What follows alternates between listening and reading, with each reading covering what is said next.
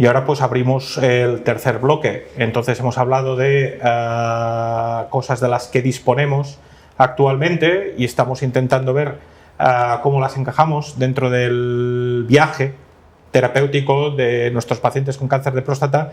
Y pues queríamos cerrar un poco todo esto hablando un poco de perspectivas de futuro y qué es lo que nos viene de forma inmediata o no tan inmediata. ¿Tenemos cosas interesantes a la vista, David? Pues la verdad es que este congreso, hemos tenido datos no solo de combinaciones de las que ya sabíamos, sino yo creo que también de fármacos, pues que posiblemente en un futuro de medio o largo plazo pues podamos estar incorporando. Se han presentado datos, tradicionalmente lo hemos hablado antes sobre la falta de eficacia de los inhibidores del checkpoint inmunitario en el cáncer de próstata. El cáncer de próstata tradicionalmente se ha considerado un tumor frío, es decir, un tumor con bajo infiltrado linfocitario, con baja expresión de marcadores que sabemos que son predictivos de respuesta a inmunoterapia. Y bueno, pues ahora pues probablemente el desarrollo de fármacos vaya hacia estrategias que intenten convertir este tumor frío en un tumor caliente en el que sí que haya pues respuestas, ¿no? Sabemos ya desde hace unos cuantos congresos que una de esas estrategias es utilizar anticuerpos biespecíficos, que como sabéis lo que hacen es unen receptores de membrana, los unen, se unen tanto a receptores de membrana como a receptores en los linfocitos T y lo que hacen es atraer la respuesta inmune e inducir la respuesta inmune en las células. Se han presentado datos del AMG509, que es uno de estos anticuerpos biespecíficos que va contra una proteína de membrana llamada STIP1, que sabemos que se expresa preferentemente en la superficie de células del cáncer de próstata, no tanto en otras células del organismo, y se han presentado datos de un ensayo fase 1 en aproximadamente 80-90 pacientes bastante pretratados en los que se administraba este fármaco con muy buenos resultados, con tasas de respuesta por PSA de en torno al 50%, tasas de respuesta radiológica también. Siempre nos preocupa un poco con este tipo de fármacos la respuesta de liberación de citoquinas, que sabemos que puede ser un problema y de hecho ha dificultado el desarrollo de otros fármacos similares en cáncer de próstata, pero bueno, nos hablan de unas tasas de toxicidad manejables y principalmente grado 1 o 2. Entonces, bueno, en mi opinión es un agente yo creo que muy prometedor.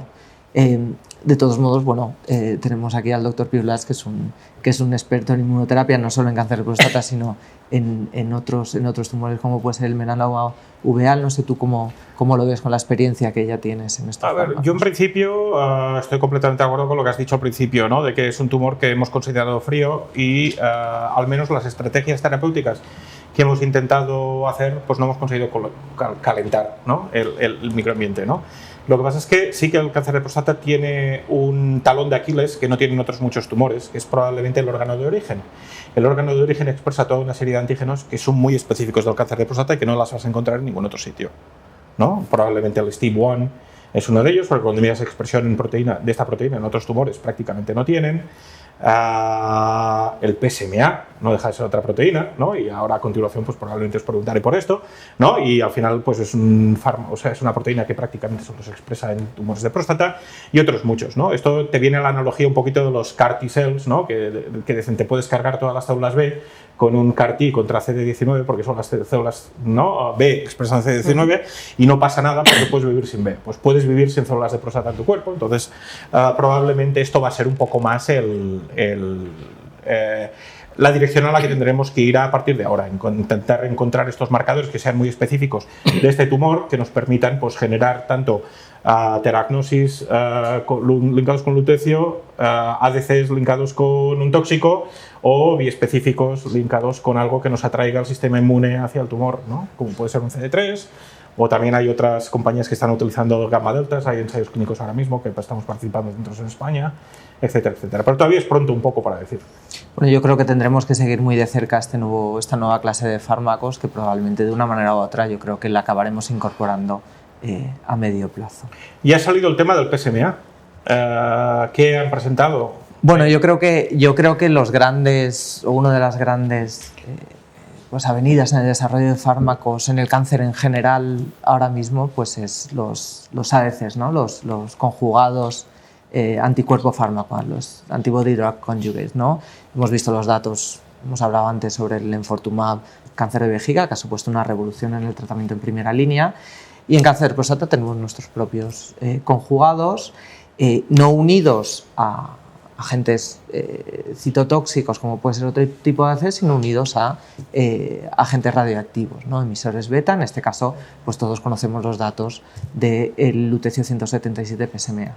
Es un fármaco que se une al PSMA, que como sabemos es una proteína que se expresa en la membrana de las células del cáncer de próstata. Entonces eso se utiliza para identificar esas células, se internaliza y se realiza una emisión de partículas beta que produce un efecto citotóxico. Bueno, el lutecio es una de las grandes promesas en el tratamiento del cáncer de próstata avanzado. Tenemos datos de distintos ensayos un poco en paralelo de dos grupos, ¿no? Un grupo americano y un grupo australiano, que han tenido un desarrollo un pelín distinto, una aproximación distinta al desarrollo de fármacos. El grupo australiano ya presentó datos de lutecio en poblaciones muy pretratadas con buenas tasas de respuesta. Tenemos datos de un ensayo aleatorizado frente a cabazitaxel que ha demostrado mejorar la supervivencia libre de progresión, pero sin que veamos realmente un beneficio significativo en supervivencia global. Y bueno, ellos han tenido un desarrollo con unos biomarcadores de imagen determinados que puede ser un poquito distinto al grupo americano, ¿no? El grupo americano ya presentó datos de un gran ensayo fase 3 de registro que demostró que el lutecio 177 PSMA en pacientes previamente tratados con un agente hormonal y con al menos un agente de quimioterapia era mejor pues que un tratamiento estándar un poco impreciso, pero bueno, con mejoría en supervivencia global y en supervivencia libre radiológica en un ensayo fase 3 aleatorizado que ha llevado a su aprobación. Entonces esto es lo que sabíamos hasta ahora y han ido pues apareciendo más y más datos sobre estos ensayos, pero en este ESMO pues hemos tenido datos de dos ensayos aleatorizados. El primero de ellos, presentado por el grupo australiano, por la doctora Emmet, que evaluaba la combinación de lutecio 177 PSMA con enzalutamida en pacientes en primera línea de cáncer de próstata resistente a la castración metastásica. La en primera línea de CPRC metastásico, pero podían haber recibido tanto abiraterona como docetaxel previo. Estamos hablando de en torno a un 10% de pacientes que habían recibido abiraterona previa y un 50% de docetaxel previo. Con el endpoint principal de supervivencia libre de progresión por PSA demuestran un beneficio significativo de en torno de casi el 50% de reducción del riesgo de progresión por PSA, progresión radiológica, de la combinación de lutecio enzalutamida frente a enzalutamida sola. Yo creo que es un paso en la buena dirección, nos habla de cómo estos fármacos pues, tienen sinergia con otros fármacos que tenemos ya aprobados y que probablemente sean estas sinergias las que nos permitan pues, diseñar combinaciones que sean lo que llamamos racionales y nos permitan pues, un poco pues, encontrar el hueco para el beneficio a nuestros pacientes. No sé, vosotros habéis visto los datos, no sé cuál es vuestra opinión sobre los resultados. Bueno, yo creo que a lo mejor teníamos unas expectativas todos, ¿no? Se había generado una expectativa muy alta y muy grande con lutecio y quizá lo que tenemos que hacer es lo que venimos hablando todo el tiempo, identificar quiénes son los pacientes en los que realmente vamos a ver un beneficio, ¿no? Creo que es una buena noticia que tengamos una terapia, bueno, ya la teníamos para fases más avanzadas, podemos tenerla para fases más tempranas, demuestra un beneficio y un beneficio clínico para nuestros pacientes, pero creo que una vez más no va a ser un tratamiento para todos y tenemos que aprender a seleccionar quiénes son aquellos en los que va a haber un beneficio mayor y utilizarla en ellos, y en los que quizá no se vayan a beneficiar tanto de este tratamiento, utilizar otro que les pueda aportar mucho mayor beneficio y no... iba a decir no perder el tiempo, no perder el tiempo, pero no perder la oportunidad de que reciban más tempranamente algo que les pueda ir mejor. Sí, yo creo que este comentario un poco enlaza, ¿no? Con lo que es probablemente la principal noticia, ¿no? De este ESMO en lo que es el cáncer de próstata avanzado, que es un poco lo que estábamos todos esperando, que eran los datos del ensayo PSMA4, ¿no? Este ensayo es un ensayo fase 3 aleatorizado desarrollado por el grupo americano, presentado por el doctor Sartor en la presidencial del lunes, pues que evalúa en primera línea del cáncer de próstata resistente a la castración metastásico pues el tratamiento con lutecio 177 PSMA frente a un tratamiento con un segundo agente hormonal, ¿no? En pacientes que habían progresado a un primer tratamiento hormonal. Nosotros tenemos muchas ganas de ver los datos de este estudio porque es un estudio fase 3 con un endpoint primario de supervivencia libre de progresión radiológica, pero con un endpoint secundario de supervivencia global, y ahora podemos hablar un poco de cómo es ese endpoint secundario, pero sobre todo porque tiene un diseño según el cual pues los pacientes que en el brazo control progresan pues recibían lutecio. Por tanto, un diseño pues que a priori pues si sale como se espera, pues podía un poco abrir la puerta al lutecio en fases más tempranas de la enfermedad. Bueno, lo que nos han presentado son los datos de este ensayo fase 3, 468 pacientes y principalmente un beneficio en supervivencia libre de progresión radiológica de prácticamente 12 frente a 6 meses, por tanto un beneficio importante. Además, en mi opinión, con la experiencia que tenemos de los segundos agentes hormonales, un brazo de control que funciona mejor de lo que yo me esperaba.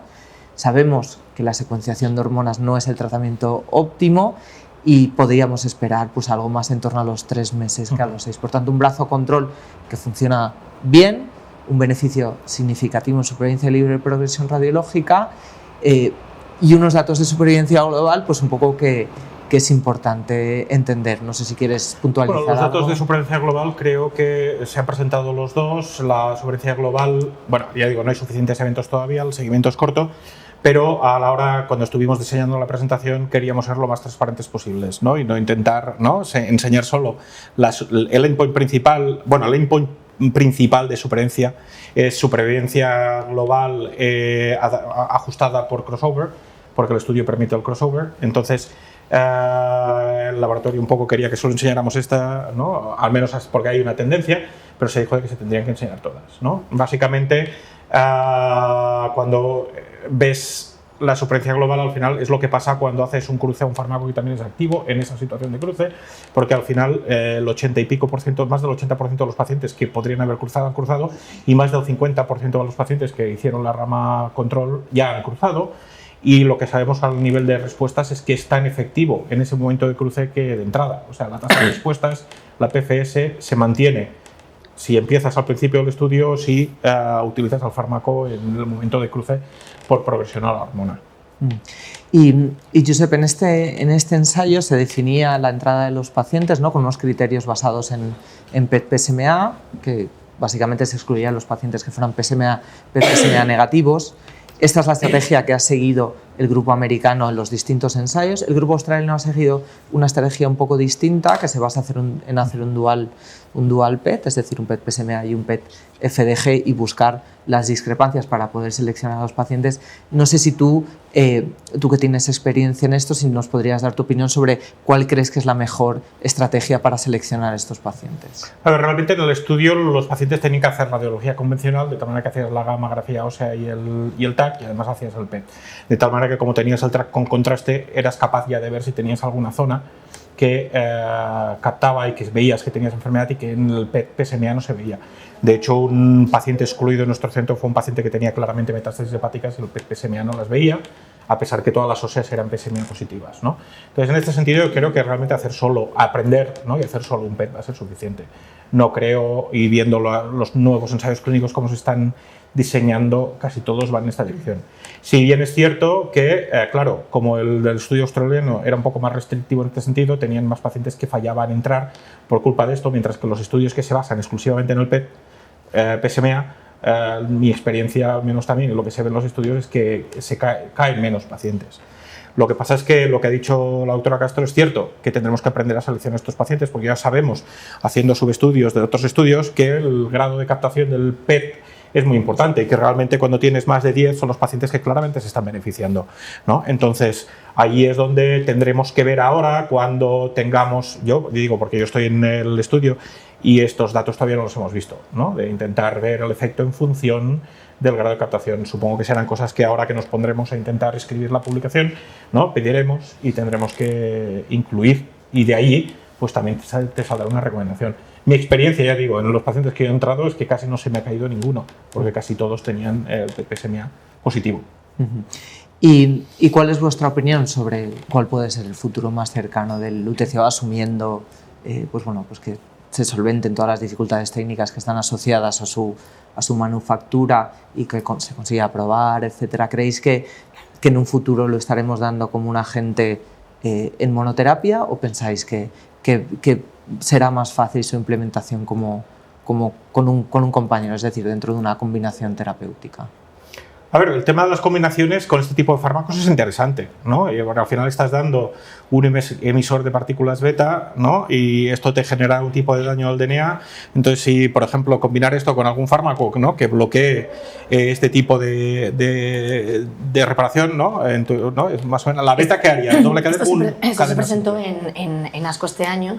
Se presentaron los datos de un fase 1, el estudio LUPARP, los datos de seguridad y algunos datos de eficacia, ¿no?, que apuntan un poco por donde tú dices. Pacientes con enfermedad resistente a la castración, que habían recibido tratamiento previamente, recibían un ciclo de lutecio y entre ciclo y ciclo hacían un tratamiento de 2 semanas de olaparib, de manera que recibían el daño sobre el DNA y se dificultaba o se impedía la reparación del mismo, ¿no? Como digo, es un estudio todavía muy temprano, pero muy prometedor, y tendremos que ver a dónde nos lleva eso. Yo también creo que quizá vayamos a utilizarlo más en combinación con otros agentes. Y bueno, hay estudios en marcha en fases más tempranas. Tenemos el PSMA Addition en la enfermedad metastásica hormonosensible. Está proyectados, ¿no?, que se hagan ensayos en enfermedad oligometastásica. Incluso se ha hablado, ¿no?, de que a lo mejor en pacientes con recaída bioquímica esto pueda tener un papel, y en estos casos sí que se utilizaría a lo mejor en monoterapia, pero yo creo que vamos a seguir oyendo hablar de lutecio mucho. Muy bien, y ya un poco para acabar, pues me gustaría que cada uno de vosotros pues dijera un par de palabras o un par de frases, un poco de cómo ve el futuro, ¿no?, del cáncer de próstata en este momento. Bueno, yo creo que lo hemos comentado previamente, ¿no? Yo creo que hemos estado muy acostumbrados a grandes ensayos fase 3, en los que se planteaba pues una estrategia terapéutica X comparada con una estrategia Y. Eso nos ha hecho perder muchos recursos y meter pacientes en ensayos que al final no han demostrado supervivencia o una mejoría significativa, por ejemplo, con los anti-PD1 que mencionábamos previamente.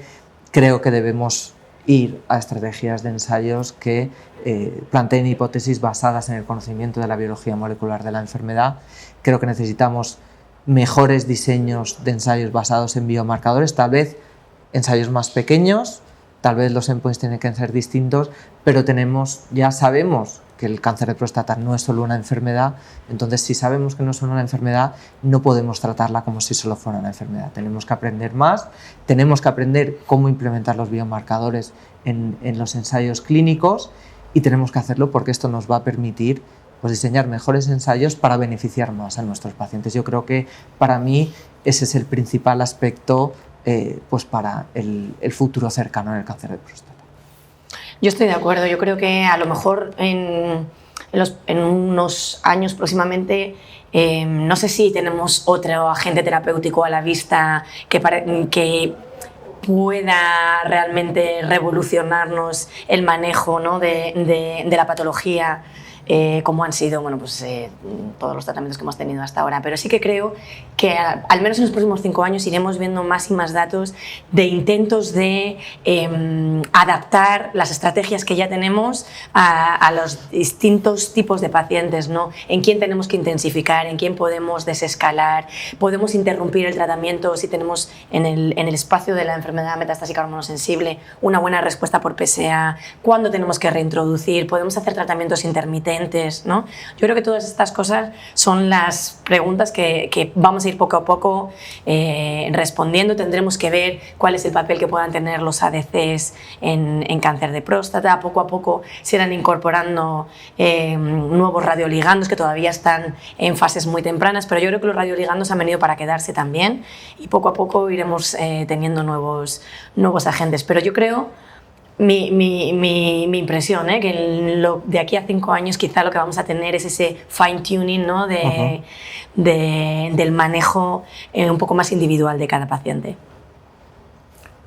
Pues muy bien, esto ha sido todo. Nos despedimos aquí desde ESMO en Madrid. Así como ya habéis podido escuchar, ¿no? Ha sido una ESMO muy interesante, ¿no? Y también, como ya también habéis podido escuchar, pues yo creo que nos espera un futuro bastante bueno, ¿no? En esta enfermedad. ¿De acuerdo? Muchas gracias.